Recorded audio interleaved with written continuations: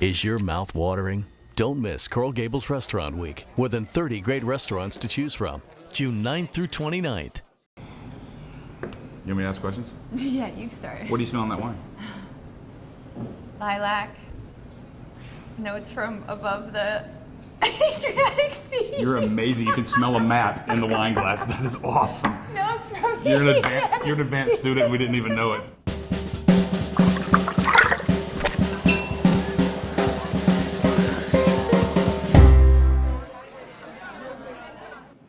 Heath is head wino here at Uvaggio. Let's talk some wine. What do we have in front of us? Killer Juice. You have your favorite Slovenian wine of all time. My favorite. As I see you drinking it all the time. This is Simchik. It's Ribolla is the grape. And this is something that they do. It's the vineyards are just north of the Adriatic Sea. So that really propels a lot of the things you smell and taste in the wine.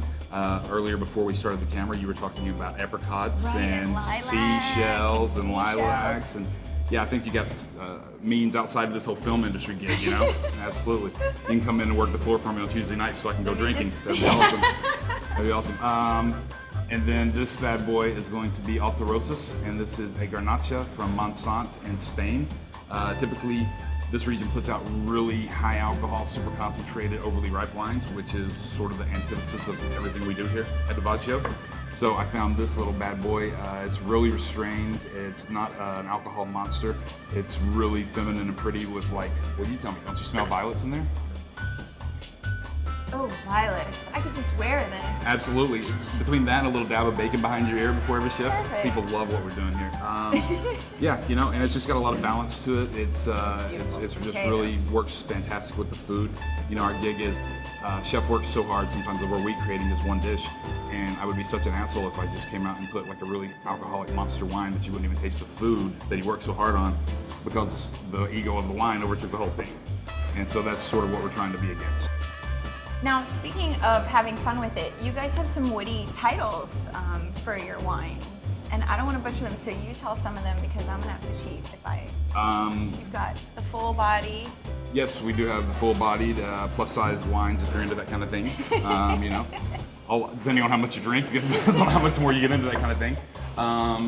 We also have Roses Are Red, Are Pink, which isn't that witty, but that's the first one that came to me. We have, my favorite is juice that only I will drink. Right, because it's I super, like that one. It's super geeked out and nobody knows what the hell I'm talking about, and the wines are geeky wine. just super weird and wacky.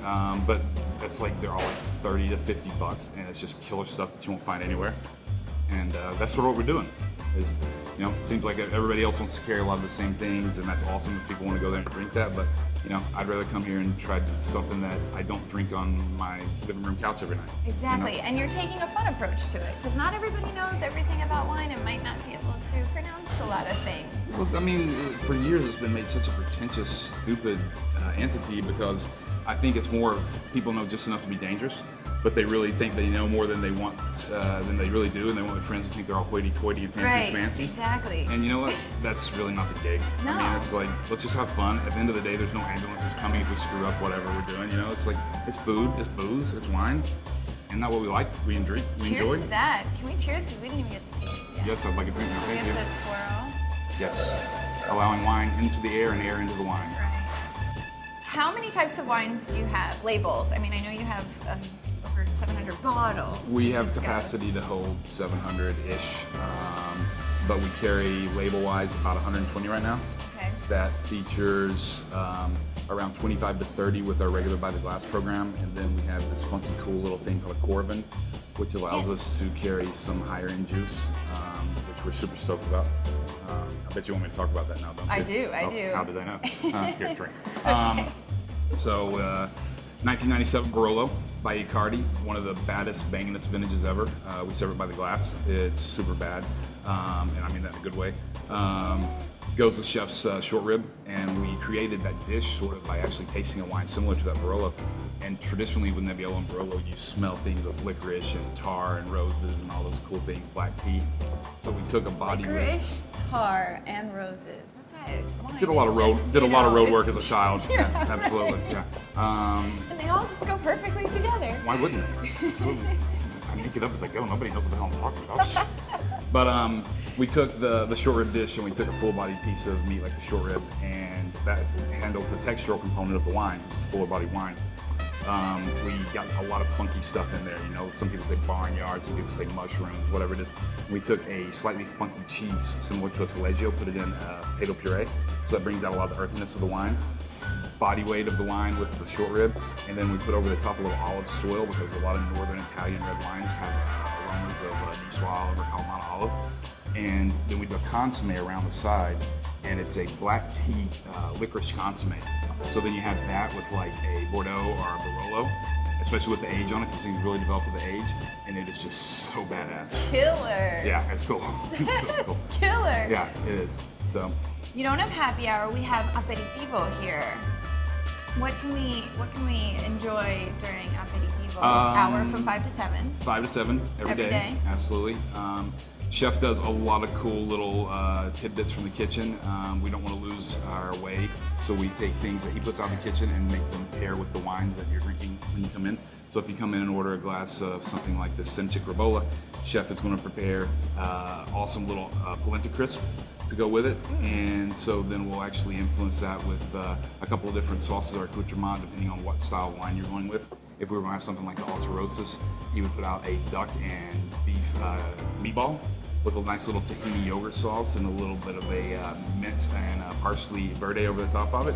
Really pops those aromatics, handles the weight of the wine well, and it's just really a party in the mouth thing. And all those are your gift, right? Absolutely. Yeah, absolutely. That's what aperitivo, European style. Yeah, we want you to come in and enjoy the juice, and of course, you know, the ancient sayings in Italy is, he's not drunk, he just hasn't eaten enough. So we want you to get a couple of bites in you as well. And then if you also want to come in with a friend or two or whatever, we offer a small meat and cheese plate and a bottle of wine for 30 bones. 30 bones, can't beat that. Not even with a stick. Not even. What are some of your favorite dishes? Wow, pretty much anything you put in front of me. I think that the octopus is really something that we are going to be impossible to pull off the menu. We compress that with a little bit of bitter orange and then pan sear it and serve it over our version of papas bravas with the traditional Peruvian pepper puree. That's a lot of peas. And then top it off with pickled jicama, which is the star of the show, and it is so amazing. Really works well with stuff like that ribolla, which I have in front of you. And then I'm also a big fan of the pork rillette terrine, which is basically pig and more pig that we reduce down in its own fats with a bunch of garlic. We take that garlic and make it into a garlic confit mustard in-house. Yeah, it's so awesome. And then we serve that with house-made pickles and pickled carrots and pickled red onions. More peas. Yeah, lots of peas. Pork pickled. Yeah, exactly. Well, it's spring. It's time for spring peas. And we serve that with a jammin' jalapeno jam, which is made locally for some friends for us, and it is phenomenal as well. All right. Wine club. You guys have a killer wine club. I'm using Thank you. killer. I like that. All Killer. right, right? Well, because you were Killer. using super cool and everything else. I know. So, yeah, it's So cool. I gotta say killer. Yeah, so awesome. Talk about the wine club.